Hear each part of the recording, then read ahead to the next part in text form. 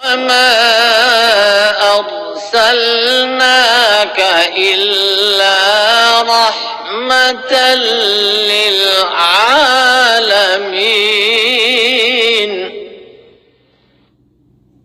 اور ہم نے تجھے نہیں بھیجا مگر تمام جہانوں کے لیے رحمت کے طور پر. اعوذ باللہ من الشیطان الرجیم. بسم اللہ الرحمن الرحیم. السلام علیکم ورحمۃ اللہ وبرکاتہ. ناظرین و سامعین کرام، خاکسار نے اس سے پہلے بھی توہین رسالت کی سزا کیا ہے اسلام میں، اس تعلق سے آپ کی خدمت میں کچھ عرض کیا تھا، اور خاکسار نے یہ بات بیان کی تھی کہ جتنے بھی علماء ہیں جنہوں نے توہین رسالت کی سزا قتل اس عنوان پر کتابیں لکھی ہیں اور زور دیا ہے کہ جو شخص بھی توہین رسالت کرے گا اس کی سزا قتل ہے، انہوں نے امام ابن تیمیہ کی کتاب الصارم المسلول علی شاتم الرسول اس کے حوالے سے انہوں نے بات کی ہے. اور بنیادی طور پر میں نے یہ بات بیان کی تھی کہ امام ابن تیمیہ رحمہ اللہ نے جو 3-4 باتیں اس میں اٹھائی ہیں، اس میں ایک کافر کی بات ہے، ایک منافق کی ہے اور ایک ذمی کی بات ہے. تو منافق کے سلسلہ میں ایک مختصر سی بات میں نے پہلے آپ کی خدمت میں عرض کر دی تھی، لیکن امام ابن تیمیہ رحمہ اللہ نے جو باب باندھا ہے اور توہین رسالت کی سزا قتل کے عنوان کے تحت قرآن کریم کی بعض آیات انہوں نے اپنی کتاب میں پیش کی ہیں اور اس سے یہ مطلب اخذ کرنے کی کوشش کی ہے کہ توہین رسالت کرنے والے کی سزا جو ہے وہ قتل ہونی چاہیے، اور ہے. حالانکہ جو مفہوم امام ابن تیمیہ وہاں لے رہے ہیں، باقی علماء اور مفسرین اس سے اتفاق نہیں رکھتے، اور یہی وہ بنیادی باتیں ہیں جس پر غور کرنا بہت ضروری ہے. اور یہ دیکھنے کی ضرورت ہے کہ آخر قرآن کریم کی جو آیات ہیں وہ کس عنوان کے تحت ہیں اور اس میں مضمون کیا بیان کیا جا رہا ہے. امام ابن تیمیہ نے اپنی کتاب میں جو قرآن کریم کی آیت سب سے پہلے بیان کی ہے، اس میں وہ سورہ توبہ کی آیت نمبر 61 بیان کرتے ہیں، اور اس میں کہتے ہیں کہ وہ آیت یہ ہے: وَمِنْهُمُ الَّذِينَ يُؤْذُونَ النَّبِيَّ وَيَقُولُونَ هُوَ أُذُنٌ قُلْ أُذُنُ خَيْرٍ لَكُمْ یؤمن باللہ ویؤمن بالمؤمنین ورحمۃ للذین آمنوا منکم والذین یؤذون رسول اللہ لہم عذاب علیم. یعنی ان میں سے بعض ایسے بھی ہیں جو نبی کو دکھ دیتے ہیں اور کہتے ہیں کہ وہ تو کان ہی ہے. تو کہہ دے وہ تمہارے لیے بھلائی سننے کہ کان رکھتا ہے، وہ اللہ پر ایمان لاتا ہے، اور جو تم میں سے مومن ہوں ان کے وعدوں پر بھی یقین رکھتا ہے،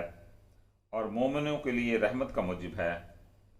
اور وہ لوگ جو اللہ کے رسول کو دکھ پہنچاتے ہیں ان کے لیے دردناک عذاب ہے. یہ آیت بیان کر کے امام ابن تیمیہ نے اس کے اوپر ایک تبصرہ کیا ہے. اس کا میں یہاں پر ذکر کر دینا چاہتا ہوں کہ وہ اس پر تبصرہ کر کے اس سے نتیجہ کیا اخذ کر رہے ہیں، اور اس سے وہ نتیجہ یہ اخذ کر رہے ہیں کہ یہ جو آیت ہے اس سے یہ معلوم ہوتا ہے کہ جو شخص بھی رسول کریم صلی اللہ علیہ وسلم کی توہین کرتا ہے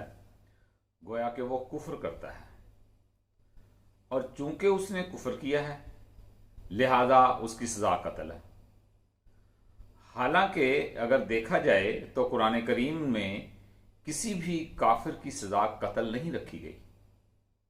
کیونکہ اللہ تعالیٰ نے قرآن کریم میں ایک جگہ اس بات کو بیان کیا ہے کہ وہ لوگ جو ایمان لائے ہیں پھر انہوں نے کفر کیا، پھر وہ ایمان لائے، پھر انہوں نے کفر کیا، پھر وہ کفر میں بہت آگے بڑھ گئے. گویا کہ ایمان لانا اور پھر کفر کرنا، پھر ایمان لانا پھر کفر کرنا، اس کے باوجود قرآن کریم نے ان کے کہیں قتل کا حکم نہیں دیا. تو کسی کے انکار کر دینے کی وجہ سے، کسی کے کافر ہو جانے کی وجہ سے اس کا قتل کیوں ہوگا؟ قرآن کریم اس کی اجازت نہیں دیتا. اور جو مفہوم امام ابن تیمیہ رحمہ اللہ نے اس آیت سے نکالا ہے، باقی علماء اس سے اتفاق نہیں رکھتے. میں اس سے آپ کو امام ابن تیمیہ کا موقف بھی اور بعض دیگر علماء کا موقف بھی آپ کے سامنے رکھ دیتا ہوں. امام ابن تیمیہ اس سلسلہ میں فرماتے ہیں، اس آیت سے معلوم ہوا کہ رسول کریم کی ایذاء رسانی اللہ اور اس کے رسول کی نافرمانی اور مخالفت کی بنا پر مبنی ہے، اس لیے کہ ایذاء کا ذکر ہی المحادہ کے ذکر کا موجب ہوا ہے. اس کا اس میں داخل ہونا واجب ہے، اور اگر اسے تسلیم نہ کیا جائے تو کلام غیر مربوط ہو جائے گا جب یہ کہنا ممکن ہو کہ وہ محاد مخالف نہیں ہے. یعنی محاد کے معنی ہے مخالف. اس سے یہ معلوم ہوا کہ ایذاء رسانی اور رسول کی مخالفت کفر کا موجب ہے، اس لیے کہ اللہ نے یہ خبر دی ہے کہ اس کے لیے آتش جہنم تیار ہے جس میں وہ ہمیشہ رہے گا. یوں نہیں فرمایا کہ اس کی سزا ہے. ظاہر ہے کہ ان دونوں جملوں میں فرق ہے، بلکہ المحادہ ہی کو عداوت اور علیحدگی سے تعبیر کیا جاتا ہے، اور اس کا نام کفر اور محاربہ ہے. بدیں وجہ یہ لفظ تنہا کفر سے بھی سنگین تر ہے. بنابراین رسول کریم صلی اللہ علیہ وسلم کو ایذا دینے والا کافر اور اس کے رسول کا دشمن اور اس کے خلاف جنگ لڑنے والا ہوگا، اس لیے کہ المحادہ کے معنی ہے جدا ہونا. بائیں طور پر ہر ایک کی حد جدا ہو، جس طرح کہا گیا ہے کہ المشاقتہ یہ ہے کہ شخص ایک شق یعنی ایک جانب سے ہو، اور محادات یہ ہے کہ دونوں ایک دوسرے کے دشمن بن جائیں. اب دیکھیں یہاں پر جو بات لی گئی ہے، جو مضمون یہاں بیان کیا جا رہا ہے، اس مضمون کو بالکل دوسری طرف موڑ دیا گیا ہے. ایک تو اس سے یہ نتیجہ اخذ کیا جا رہا ہے کہ اس سے مراد یہ ہے کہ اس نے کفر کیا ہے،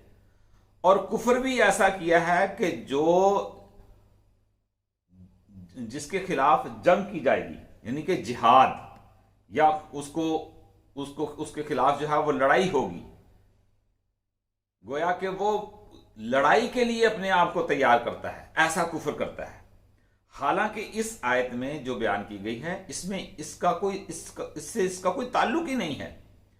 اور یہ جو آیت ہے یہ دراصل ان منافقین کے متعلق بیان ہوئی ہے کہ جو رسول کریم صلی اللہ علیہ وسلم کے پاس آ کر باتیں بیان کیا کرتے تھے، اور پھر اس کے برعکس جا کر لوگوں میں باتیں کرتے تھے صحابہ میں. اور وہ صحابہ جو کچھ سنتے ان مخالفین کی باتوں کو، وہ رسول کریم صلی اللہ علیہ وسلم پر کو آ کر بتاتے کہ یا رسول اللہ فلاں شخص نے یہ کہا یا یہ کہا. تو اس پر جب رسول پاک صلی اللہ علیہ وسلم کے پاس یہ لوگ اگر کبھی آتے تو آپ ان سے اس بات کا ذکر کرتے، تو یہ ان لوگوں نے رسول کریم صلی اللہ علیہ وسلم پر یہ الزام تراشی کی کہ گویا یہ کان ہیں کہ ہر کچی پکی بات سن لیتے ہیں. دراصل یہ وہ منافقین لوگ تھے جو رسول کریم صلی اللہ علیہ وسلم کے سامنے بیٹھتے تو آپ کے ساتھ اور باتیں کرتے، اور جب اپنے لوگوں میں جا کے بیٹھتے تو اور باتیں کیا کرتے تھے. تو قرآن کریم نے جو اس آیت کو بیان کیا ہے، اس کے آگے اور پیچھے کا مضمون اگر ہم دیکھیں گے تو یہ منافقین کے متعلق کی بات چل رہی ہے. اور سب سے بڑی بات پھر یہ ہے کہ جن علماء نے اس کے اوپر تبصرہ کیا ہے اس آیت پر، ان میں سے میں ایک دو کا ذکر آپ کی خدمت میں پیش کر دیتا ہوں. مثلا جو ہمارے طاہر القادری صاحب ہیں، انہوں نے اس کے متعلق یہ بات لکھی ہے کہ قرآن حکیم مذکورہ بالا آیت کریمہ میں منافقین کی اذیت کی ایک صورت واضح کر رہا ہے کہ وہ مخالفین اپنے خبث باطن کی وجہ سے حضور نبی کریم صلی اللہ علیہ وسلم کو اذیت دینے کی کوشش کرتے اور معاذ اللہ یوں کہتے کہ یہ رسول صلی اللہ علیہ وسلم کانوں کا اس قدر کچا ہے کہ جو بات بھی تم جا کر کہہ دو وہ فوراً اسے تسلیم کر لے گا، اور اگر تم اپنے کیے ہوئے وعدہ سے انحراف بھی کر جاؤ تو تمہیں گھبرانے اور پریشان ہونے کی قطعاً ضرورت نہیں، کیونکہ جب تم قسمیں کھا کر بات کرو گے تو وہ تمہاری بات پر اعتماد اور بھروسہ کر لے گا۔ غرض ادھر منافقین نے اپنی بدبختی کی وجہ سے ہوا عذن کان کے کچے ہیں کا کلمہ کہا تو ادھر بارگاہ الوہیت سے شان غیبیت کا اظہار ہوا اور اپنے محبوب صلی اللہ علیہ وسلم کی شان میں اتنا کلمہ کہنے کو صریح گمراہی اور ضلالت، کھلی توہین اور تنقیص قرار دیا۔ اسی سبب سے دنیا و آخرت کی ضلالت اور رسوائی کو ان کا مقدر ٹھہرا دیا، جہنم کی بھڑکتی ہوئی آگ ان کا مسکن بنی۔ اس طرح ان کا یہ قول ان کے نفاق کی بنیاد پر قرار پایا۔ اب دیکھیں اس آیت کو امام ابن تیمیہ نے جس عنوان سے لیا ہے کہ گویا کہ جو شخص یہ حرکت کرتا ہے، یہ بات کرتا ہے، وہ کافر ہے، اور کافر بھی ایسا ہے جس کے خلاف جنگ ہوگی، لڑا جائے گا، جس کو قتل کیا جائے گا۔ حالانکہ وہاں یہ مضمون بیان ہو ہی نہیں رہا، یہاں منافقین کا ذکر آ رہا ہے، اور منافقین کے تعلق سے خاکسار نے پچھلے ایک مضمون میں ایک پروگرام میں یہ بات بیان کر دی تھی کہ جو رئیس المنافقین امام یہ جو کیا نام ان کا عبداللہ بن ابی بن سلول جو تھے، ان کے متعلق جو رسول کریم صلی اللہ علیہ وسلم نے ان کے ساتھ کیا، ان کی جو منافقتیں تھیں، اس کے باوجود رسول کریم صلی اللہ علیہ وسلم نے ان کو قتل نہیں کیا، گویا کہ منافق کی سزا بھی قتل نہیں ہے۔ تو یہاں پر بھی یہاں منافق کا ذکر ہو رہا ہے، کسی دوسرے کا ذکر نہیں ہو رہا۔ اچھا، اور جب ہم دیکھتے ہیں مودودی صاحب کو،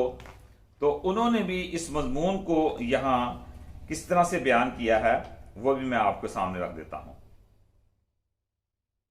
بلکہ معارف القرآن جو کتاب جو تفسیر ہے، میں اس کا بھی ایک حوالہ آپ کے سامنے رکھ دیتا ہوں، جو کہ مولانا محمد شفیع مفتی اعظم پاکستان وہ کیا لکھتے ہیں؟ وہ لکھتے ہیں آیات مذکورہ میں بھی سابقہ آیات کی طرح منافقین کے بےہودہ اعتراضات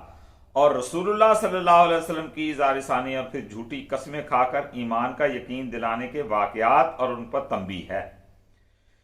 پہلی آیت میں مذکور ہے کہ یہ لوگ رسول اللہ صلی اللہ علیہ وسلم کے متعلق بطور استہزاء یہ کہتے ہیں کہ یہ تو بس کان ہے، یعنی جو کچھ کسی سے سن لیتے ہیں اسی پر یقین کر لیتے ہیں،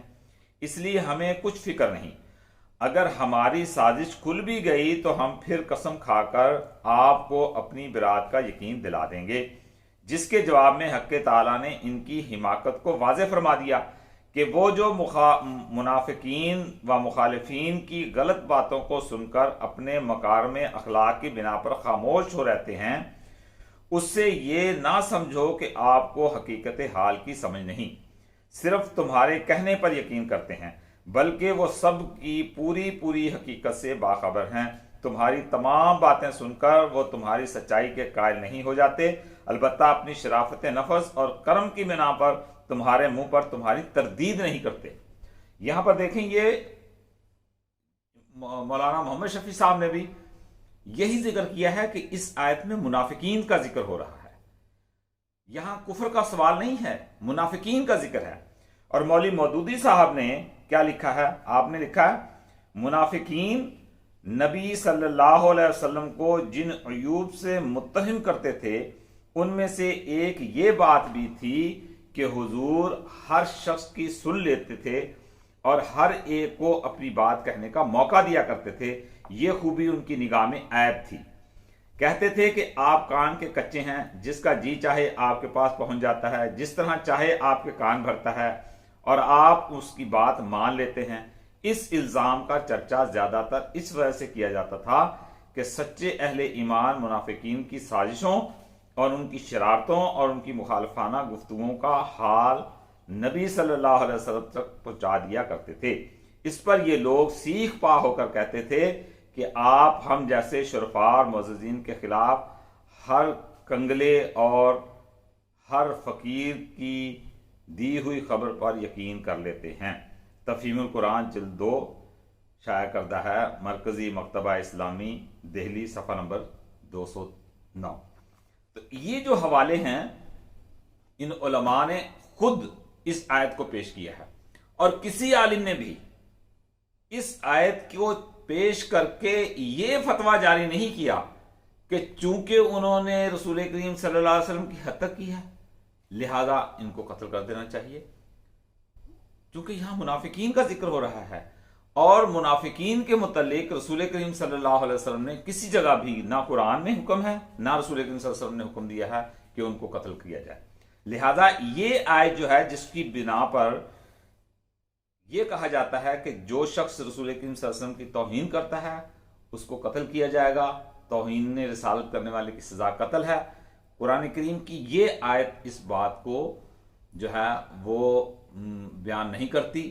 کہ ان کا قتل کیا جائے گا، بلکہ رسول کریم صلی اللہ علیہ وسلم کے ساتھ مخالفین کی ان شرارتوں کا ذکر کیا گیا ہے، ان بد تہذیبیوں کا ذکر کیا گیا ہے جو وہ لوگ رسول پاک صلی اللہ علیہ وسلم سے کیا کرتے تھے، لیکن خدا نے ان کو سزا دینے کا اختیار اپنے ہاتھ میں رکھا ہے۔ تو انشاءاللہ تعالی اگلے پروگرام میں اگلی آیت آپ کے سامنے پیش کروں گا، تب تک کے لیے مجھے اجازت دیجیے۔ السلام علیکم ورحمۃ اللہ وبرکاتہ۔